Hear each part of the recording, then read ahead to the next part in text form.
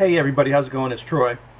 Before I start this video, there's most likely going to be some strong language in it, so if you're not, don't want to hear that, you can, go watch another one of my videos or somebody else's videos. So here we go. I was reading my Sunday paper today, and they're owned by the New York Times, and sometimes I put articles in from the New York Times.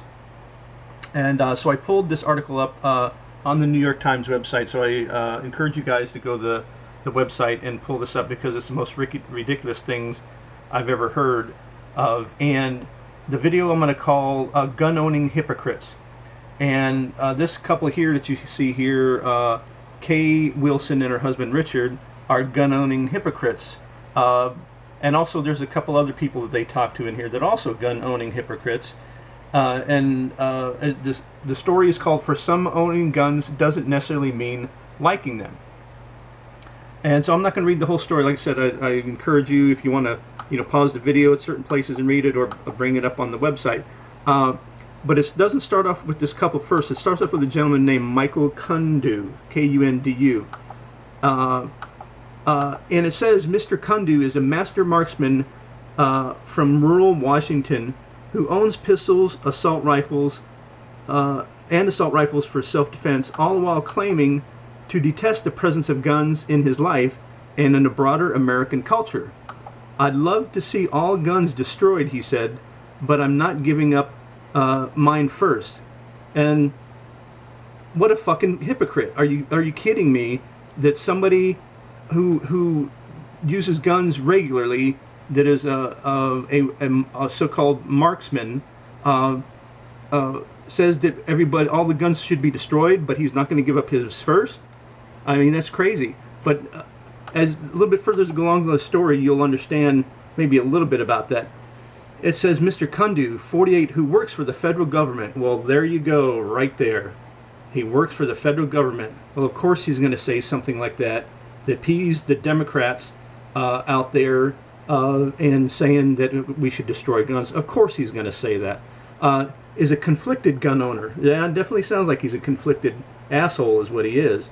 One of many such Americans, really many such Americans, whom researchers and social scientists are just beginning to study as potentially moderately influenced in the escalating gun debate.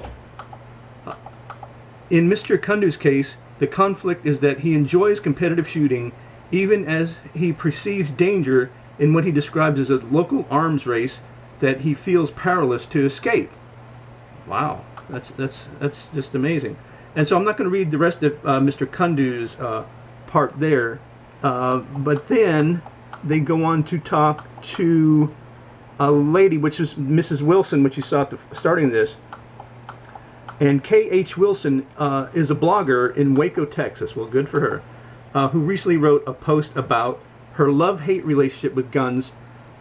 Said, we need people to speak up. Miss Wilson describes herself as a pretty good dang shot when she practices her aim at the family farm in West Texas, but also said, I'm no lover of personal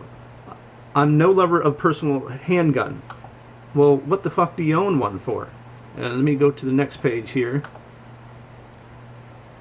While she and her husband, Richard, have a gun in their suburban home for personal protection, they store it with the bullets in separate rooms, and so the bullets are in a separate room away from the guns. Well, how is that going to be for personal protection? That's ridiculous. Why even have one? Why own it? You can't be on both sides. You can't teeter-totter between one or the other. Either you're a gun owner or you're not. You can't fall anywhere between, because it makes you a fucking hypocrite. Miss Wilson knows that she will sooner throw her cat at an intruder than shoot someone. The gun does not make me feel safer. Then, like I said, what the fuck do you have it for then, you stupid bitch? Excuse me, but I mean, stories and people like this just piss me off to no end. I believe that if a handgun under my pillow for protection from intruders, she wrote on her blog, wow, the intruder would be upon me before I could wake up, and they could possibly overpower me and kill me. Well, if they're already in your room and your fat ass is asleep, and you're not awoken, you're going to get killed anyway because you're most likely eating a sandwich, you fat bitch. Sorry, like I said, this really pisses me off. So why do the Wilsons who favor restricted gun control own a pistol?